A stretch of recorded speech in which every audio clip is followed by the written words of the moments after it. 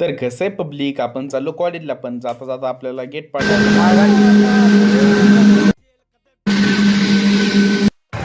Train गेली, ट्रेनला गेलं बाय बाय. आपण निघालो आता कॉलेजला. तर काय, कॉलेजच्या गेटवरच आपल्याला शुभम भाऊ भेटला.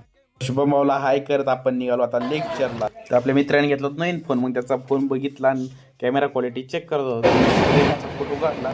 तर आपले लेक्चर संपले, तर आपण निघालो आता बाहेर. तर आपले मित्र इकडे गँग मध्ये उभा टाकले होते. तर आपलं लेक्चर ऑफ होतं, म्हणून सिद्धू भाऊ आपला लेक्चर घेत होता.